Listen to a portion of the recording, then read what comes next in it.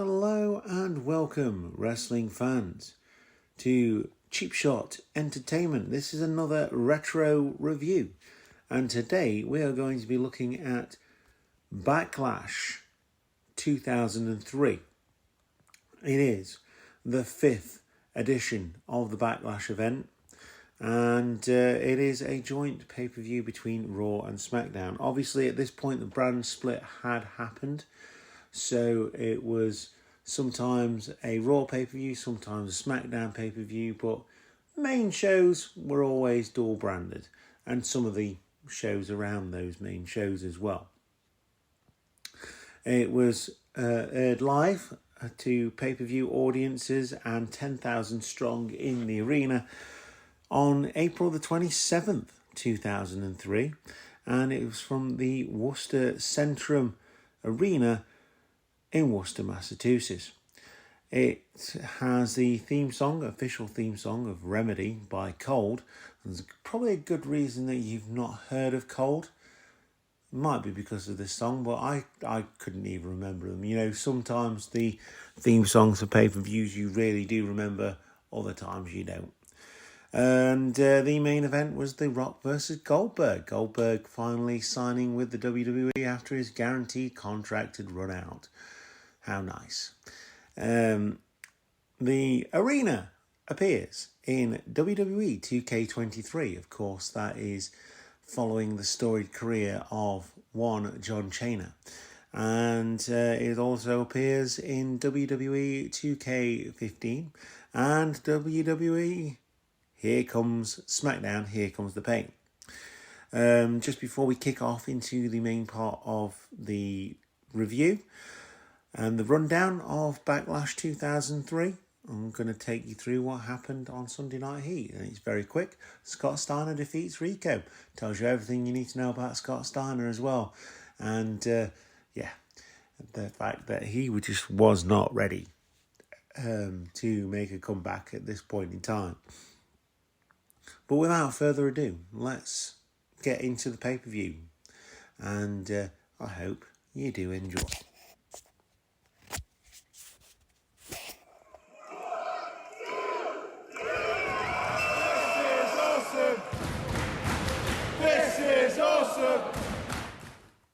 So, our first match of the evening is SmackDown, and it is for the WWE Tag Team Championships. It is Team Angle, Shelton Benjamin and Charlie Haas, defending against Los Guerreros, made up of Eddie and Chavo, of course. This match starts off really well, very technical. Both teams are very sound with the ground game and the technical wrestling. And it starts off quite slow, quite measured, feeling out process by both teams. Obviously, Team Angle feel like they've got the edge on the Guerreros when it comes to this, but the Guerreros showing that they are very technically sound themselves, obviously coming from a very historic wrestling family. And it builds up a little bit, and it is Team Angle that get the better of the Guerreros. The heat goes on to Eddie. He is desperately trying to make a tag any way he possibly can. But he always gets cut off. He always manages to get cut off by either Charlie Haas or Shelton Benjamin in some way, shape or form, finding himself in sleeper holds, side sleepers, rear chin locks with the knee planted firmly in the back, so it makes it more difficult to get out of. Very sound base wrestling. And it isn't until Charlie Haas makes a mistake here in trying to flatline Eddie Guerrero into the buckle, but he sends him into his own corner where Chavo is waiting, thusly making the tag. Chavo comes out in really in hot and heavy style, takes out both Charlie Haas and Shelton Benjamin.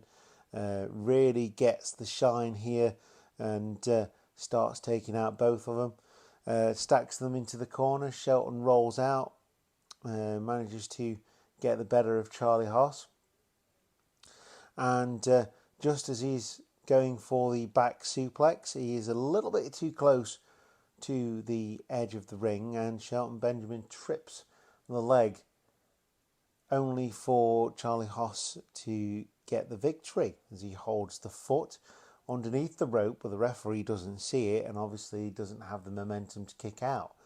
Your winners of this match, and still WWE Tag Team Champions, are Team Angle. And of course, something I didn't mention right at the beginning of this is that Team Angle come out with a picture of Kurt Angle and dedicate the match to them, and it's brilliant. They put the picture outside the ring with the little medals on the side and everything, and it's really cool. You knew something was going to happen with that, and so it did. After the match, Chavo gets catapulted into Charlie Haas and Shelton Benjamin, thusly taking out the picture as well, and the Guerreros decide to do what they do best and steal the championships. Now, I was a bit confused at this point because the Guerreros come in to me as, well, I hate the phrase, but they are tweeners, but they're getting cheered.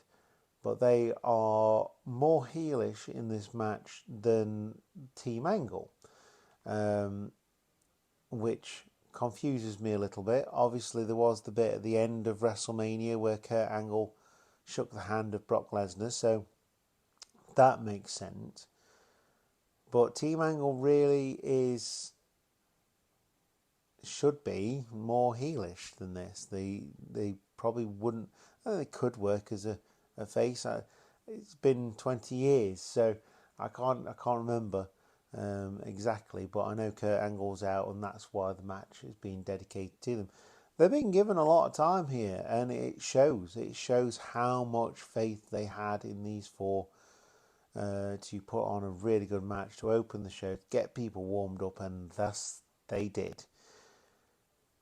We go into the back then, and we see the Guerreros celebrating as if they'd won the championships, and obviously they haven't, making their way to their designated lowrider, of which they jump into. They've got the fantastic horn going off as well. You know, the La Cucaracha horn. And they press that a couple of times, and they drive off into the night after Eddie's done the bouncy thing in his car, which is the hydraulics. All the time making Team Angle look a bit like divvies. So the match itself, I'm going to award four cheap shots out of 5. But the ending confuses me. So I'm going to knock off cheap shot off for that. And it's going to be 3.5 cheap shots for me. Because I'm a sucker for a story in wrestling. I think it's important to have stories in wrestling. But this one just confused me a little bit. I get the Guerreros lie, cheat and steal, and they were lie, cheat and steal. They were outdone with this one, and I get that because they got the integrity and the intelligence and the intensity of Team Angle. However, this just didn't sit right in the grand scheme of things. So I'm going to go with the final rating of 3.5 cheap shots out of 5, and believe me, that hurts. But I just didn't like the ending. There you go. We move on. So we move into the back again after the Guerreros have made their getaway, and we see Test hitting on Tori. Tori says, you know, you're going out with my best friend, and stop corner and all that kind of stuff. This is very male chauvinistic. He tries to walk away, pulls back, forces her to kiss. And as Tori's walking away, you get Sable walking out of a room. Very breaking the fourth wall here is something that you'd find in a WWE game at this point. It's quite hokey, but yeah, you know something's going to happen with that later on down the line.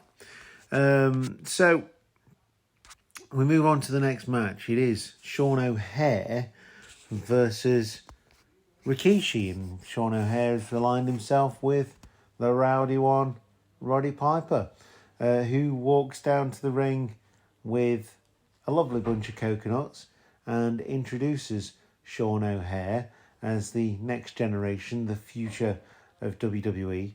Couldn't be further from the truth, but you got to say he's impressive. He's 6 foot odd, built. He's got strength. He's got speed. He's got everything. He's very athletic. One of the people that would have been WCW's future had it gone any further than 2001. Surprised it took this long to get him in, but there you go. That's that, isn't it? So yeah, we get this is definitely not a technical masterpiece. Obviously, Rikishi was victim of a coconut shot on SmackDown before Backlash, and he is out for revenge. Chases Roddy Piper around the ring, tries to get one over on Rikishi, does Sean O'Haire. Rikishi ducks and slams him into the steel stairs, and then subsequently into the apron and back into the ring, and the match starts. Rikishi on top with this one. Where it all backfires is Piper's timing. I don't know if this was all supposed to be there, but they made the referee look absolutely stupid here. Piper was literally climbing into the ring with a coconut in his hand, and the referee did nothing. I mean, when I'm on shows, I'm a manager, and there has been times where it has been dead obvious where I've got something, but I've learned from that. And obviously Piper's coming back after a long time, so giving the benefit of the doubt.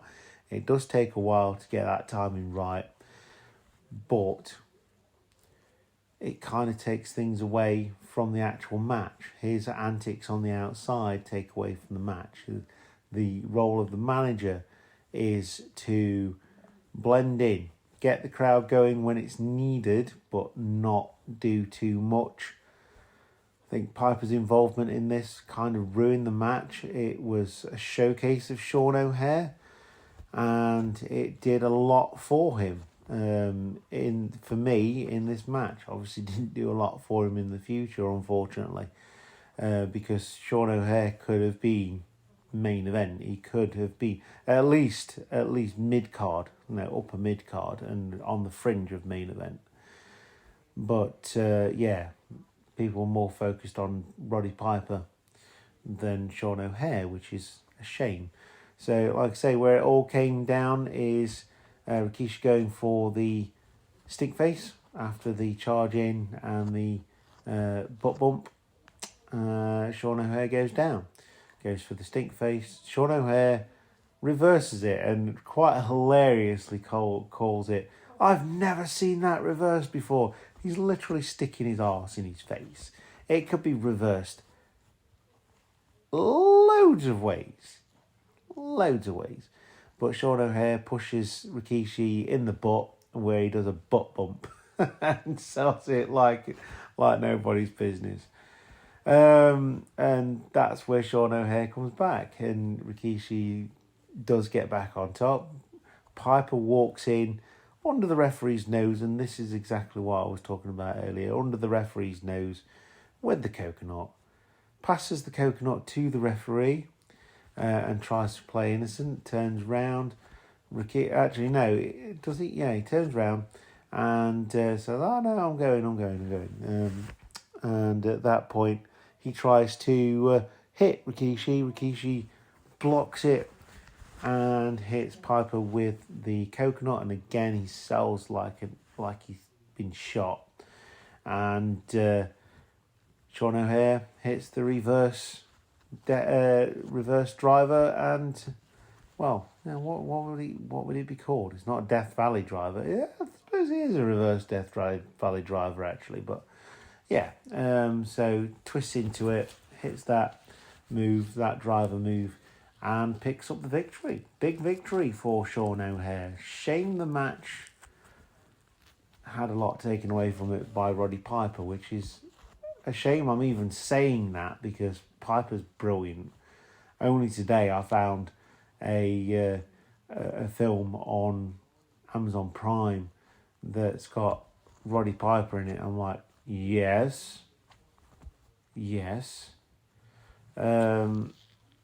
So yeah, it's a real shame. It's not much of a match. It's like I say, it's a good showcase of Sean O'Haire, but the focus was on Roddy Piper and not on Sean O'Haire. So therefore, I'm only going to give this 2 cheap shots out of 5.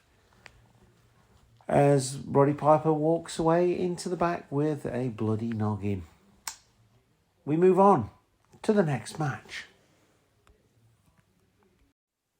So we go into the back again next, and it appears that Sable has a little bit of a beef with Tori Wilson.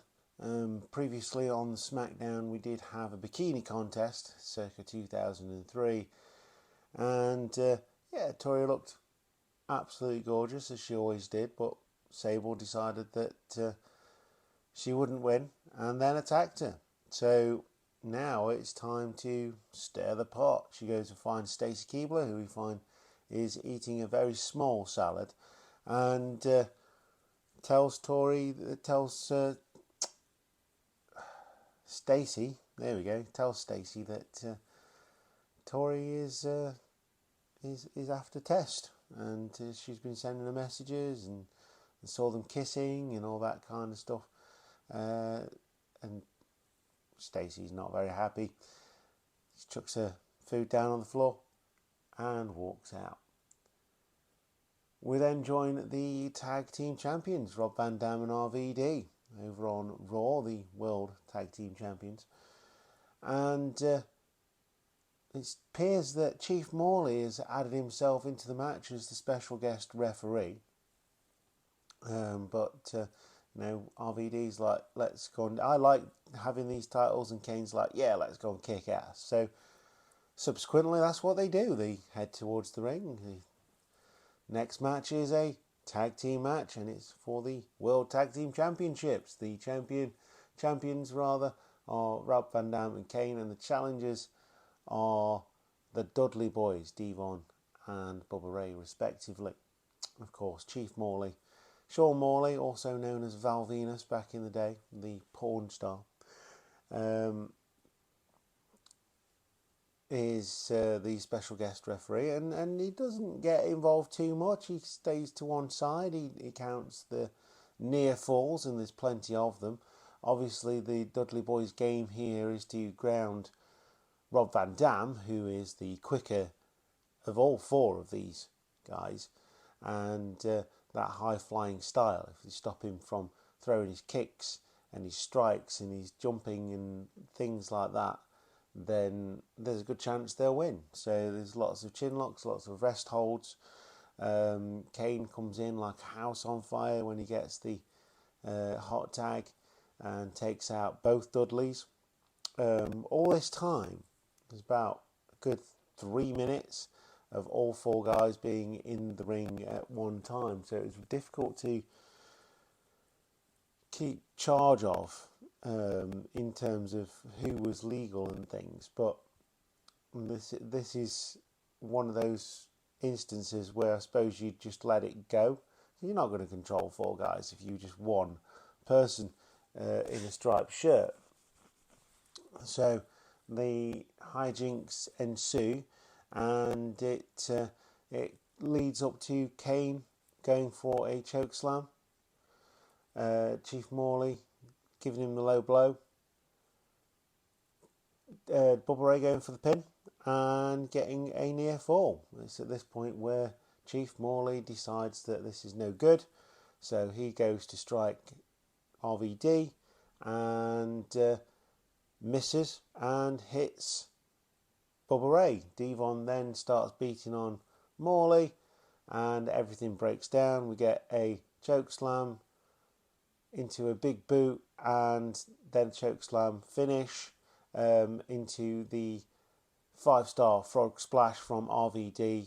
Referee comes down, counts to 3. You are still looking at your tag team champions on Raw. World Tag Team Champions are still RVD and Kane.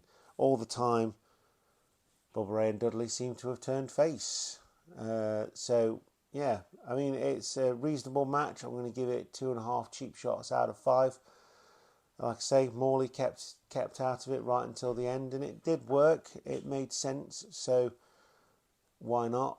And we move on. So we move on to Stacey now, confronting Tori in the women's locker room, and that leads to a massive brawl, breakdown of the Divas locker room, where half of them are saying let them fight and the other ones are trying to split them up. But then we move into the next match, which happens to be the women's championship match. Your champion is Trish, showing a bit of footage from Raw the previous Monday. It appears that the Dudley Boys had attacked Trish under orders of Chief Morley and injured Trish's ribs. That didn't, that was a massive contributor to her injury, but also Jazz then gave her her finishing move and dropped her on top of a table. The table wasn't set up; it was just in the prone position on the floor. But still, you still have to take the bump. So the story's being told here. I love a good story in wrestling. And the story is that Trish's ribs are injured, and naturally Jazz, being the veteran that she is going to go after those ribs. The opponent, as I've already mentioned, is Jazz. So you've got a champion who has worked so hard, and I will always say this, no one's worked harder than Trish in wrestling in recent years to get to where she is or where she was, being champion and things like that over the last 20 odd years, because she came from valet to predominant champion, dominant champion actually, picking up the championship several times. Jazz, however, has come from a different environment. She's come over from ECW and is very much in control of her own destiny. She has learned the art of wrestling for many, many years, and she's backed up by none other than Theodore Long. Let me holler at you, player, because that is the promo at the beginning of this match. And Jazz says that the bitch is back, the bitch is black. Yes. Not only is it sexist in 2003, but mildly racist as well. But it is a sign of the times, and that's the way it is. But let's get on to the match, because the match doesn't actually get a lot of time, but the match is actually good.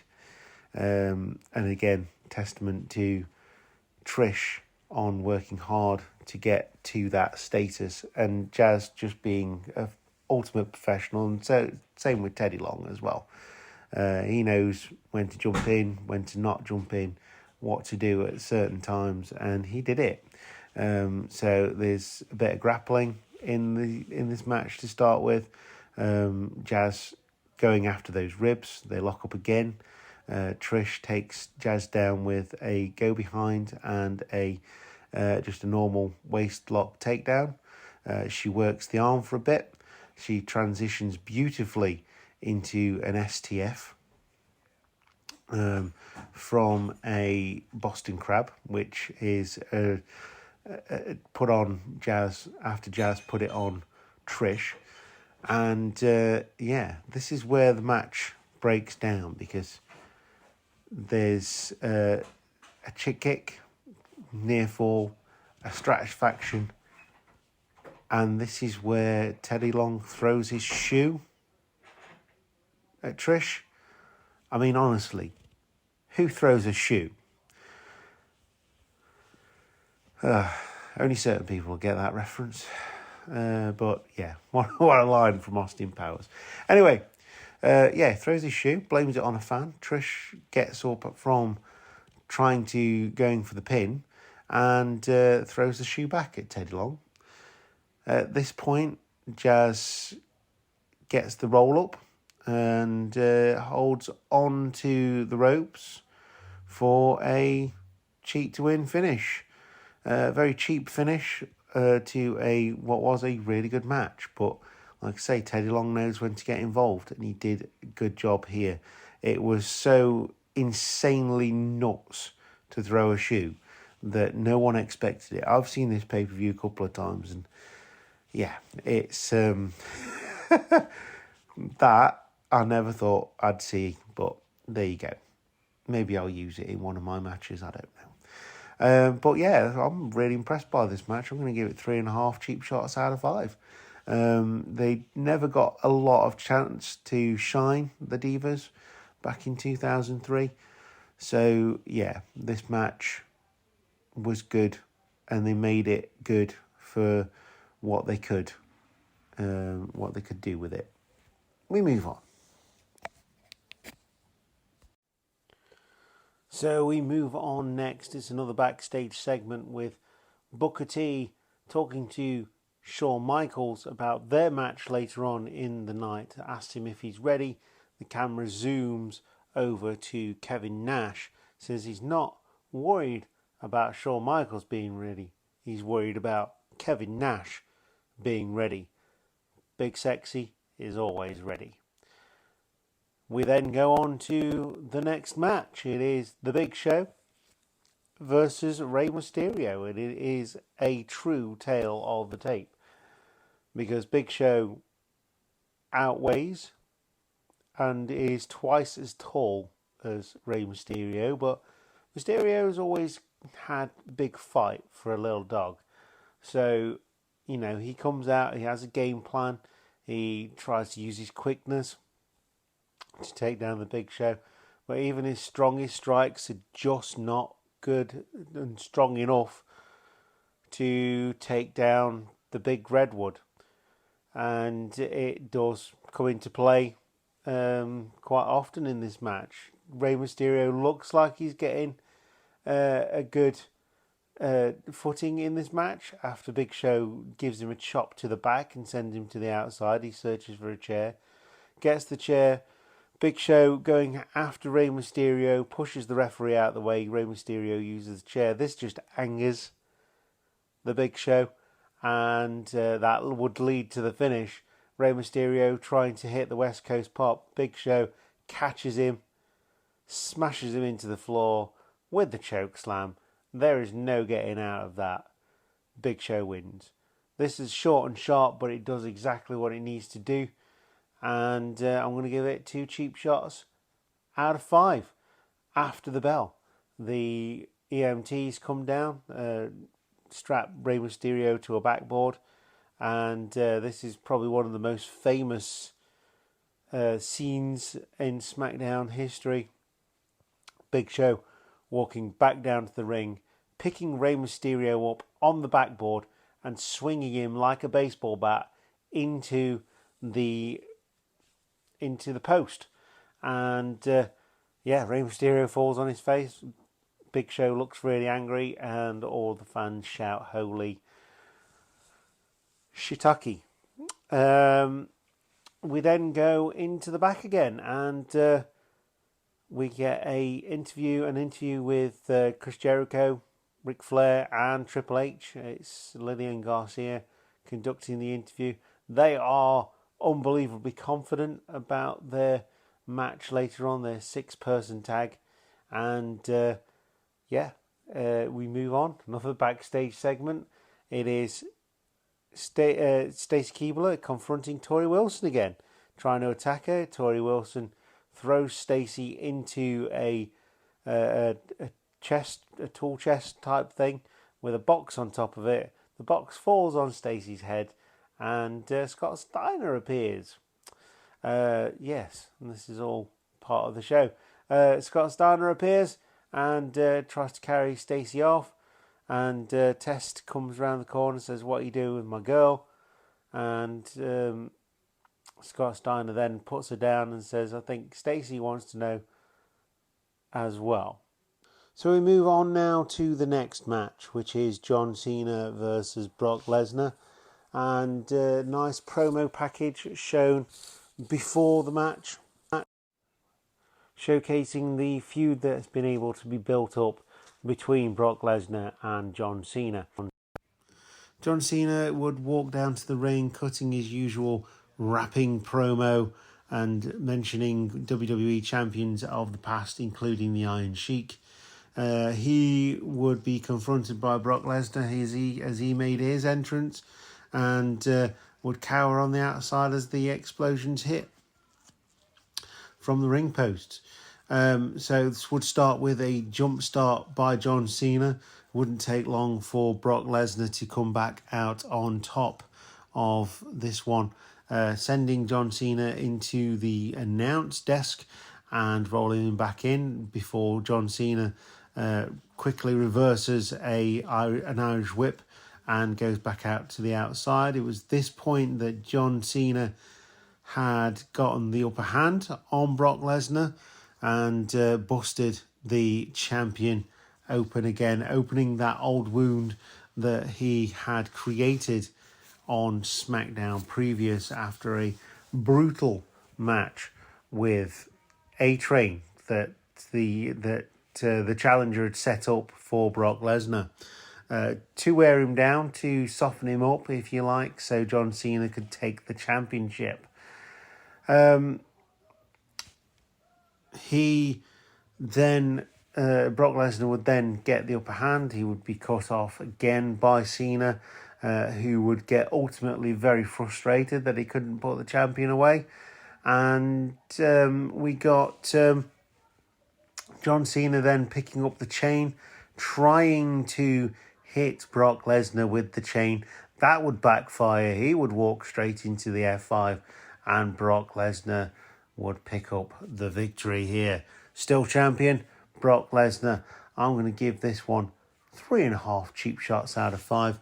It's not perfect by any means. However, it does showcase two of the greatest graduates of the FCW system way back then, the developmental Florida Championship Wrestling, before it became NXT. And these two came through with the likes of Batista, Randy Orton, Shelton Benjamin, Charlie Haas. It was just a smorgasbord of top tier talent that was coming through at this point in time, and very exciting time it was as well to have most of these people on SmackDown, which was considered the B show at the time. However, in 2002, 2003, SmackDown was the only program I could watch, and I enjoyed every single minute of it. And it's really showing on pay-per-views as well how much talent SmackDown had compared to Raw at this point in time. But then Raw had its own talent as well. So, it was a good time to be a wrestling fan in 2003. And I, for one, like the Ruthless Aggression era, even though a lot of people do not. We move on to the next match. So we move on to the pre-main event now. It is the 6-man tag match. The World Heavyweight Champion, Triple H, Chris Jericho, and the Nature Boy, Ric Flair, take on Kevin Nash, five-time World Champion, Booker T, and the Heartbreak Kid, the showstopper, Shawn Michaels. For the amount of talent that's in this match, it should have been really enjoyable. But I've always said this about multi-person matches. Unless it's something like a Survivor Series where there's a stipulation, they're just there to be on the card. Now, I don't know the reasoning behind the six-man tag. Obviously, Chris Jericho and HBK had their dealings prior to this. Booker T, Triple H also. Obviously, Kevin Nash coming back. Triple H giving him the ultimatum saying, are you going to go with HBK? Are you going to go with Triple H? Triple H then attacked him, gave him a pedigree and made his choice for him, basically. So that's how he's in this match. Kevin Nash looked good in this match as well, which is great considering he hadn't been back for, well, I mean, we're talking about over a year, I think now, because it was about, it was 2002, wasn't it, that NWO came back. And obviously HBK looks fantastic because it's HBK. Again, less time, but a very active competitor since SummerSlam 2002. And Booker T's just Booker T. Booker T is awesome. And then on the opposite side, you've got Triple H, Chris Jericho. Triple H going through a bit of a lull at this point in time, even though he was World Heavyweight Champion. He was just sort of entitled to everything. And gradually taking out WCW guys just to kill WCW even more. And Ric Flair, even though he was in his twilight years at this point in time, he was looking good as well. Did what he needed to do. Didn't need to do a lot of high flying or anything like that. Ric Flair was never known for that anyway. And he contributed to the match. Now, as far as match structure goes, it broke down pretty quickly, as you can imagine. And then it sort of turned into a bit of a free-for-all. So there's not much that I can give you in terms of structure for this one, because it was really difficult to follow. And like I say, for me, it wasn't enjoyable at all. It didn't hold any sort of grandeur and all that kind of stuff, because the title wasn't on the line. If the title was on the line, there might have been some dissension between the face team, but yeah, it's a standard six-man tag that was mediocre. I've seen some decent six-man tags, six-person tags, whatever you want to call them, and this one was not one of those. Triple H comes in at the end. I'm not going to give you the full match structure because it's not. There's no real structure to this at all. Towards the end, Ric Flair has Shawn Michaels in the figure four. Chris Jericho hits the Lion Salt. Kevin Nash is on the outside, ready to put Triple H through the table with the powerbomb. Kevin Nash jumps back in and saves Shawn Michaels, takes out Jericho, and Flair is about to give the jackknife powerbomb to Chris Jericho. Triple H comes in. At this point, the referee is down as well. And Triple H comes in with the hammer and hits Kevin Nash over the head for the win. Not even convinced that Triple H was the legal man. And Nick Patrick, to say he got bumped out of the ring. I mean, it was a wicked ref bumped out of the ring, and I've seen him sell so much longer for lesser things. He was up quickly to do the pinfall count. So Triple H gets the pinfall over Kevin Nash. No redemption story there. And they go away the winners. I can't give this a big score.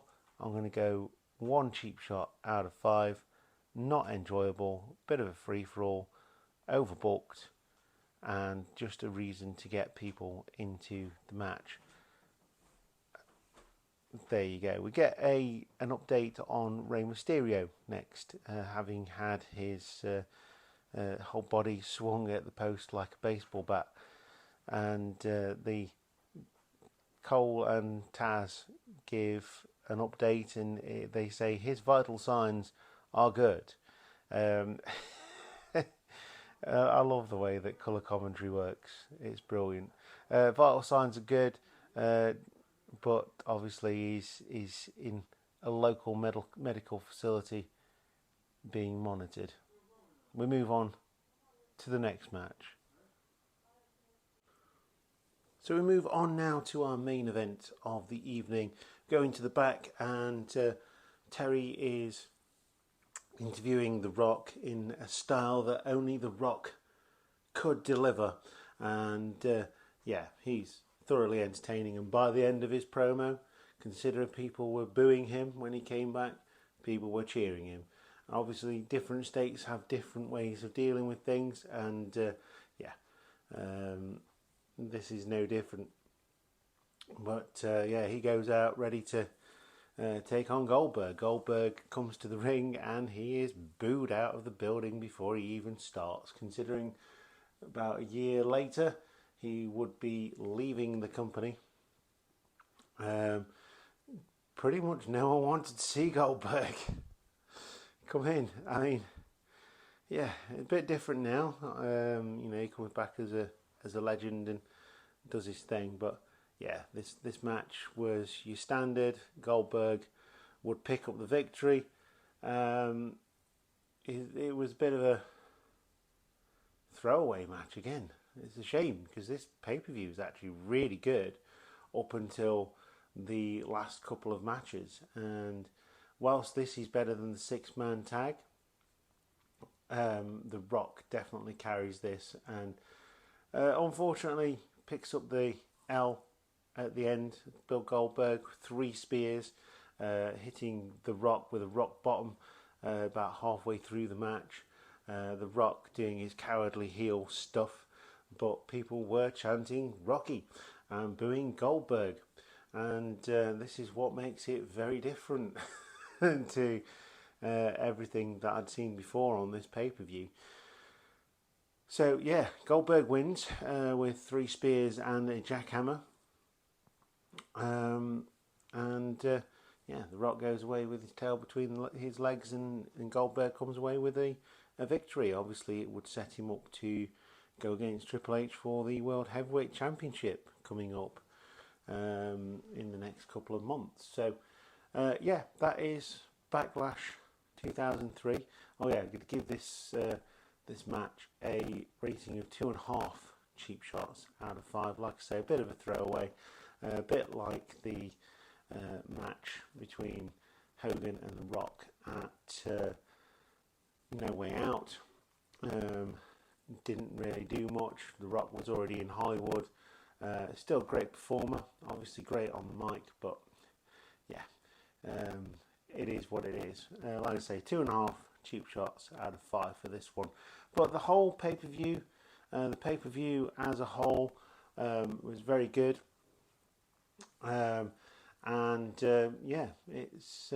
It's one that I haven't seen for a while, but there's still some very good stuff in here. The backboard to the post is quite memorable. I saw it on a meme actually today when I was scrolling through social media. So yeah, still very much in the public eye, that one. Most of the matches, I'd say probably the standout match here, considering how little time they got, was probably the women's match. If I was going to pick one out, but thoroughly enjoyable pay-per-view up until the last 2 matches. They did what they needed to do to further storylines, and that's about it. So that is Backlash 2003 on the 27th of April 2003. This pay-per-view was aired live on pay-per-view. So we move on to May and more pay-per-views. We've got a UK pay-per-view. I think it's Rebellion. That's the May pay-per-view. And move on to that one, and then we get a US pay-per-view as well. So if you've liked this podcast, this review, this rundown of Backlash 2003 for retro reviews on Cheap Shot Entertainment, then please do consider subscribing and joining us in conversation. And I will see you next time, wrestling fans. Goodbye.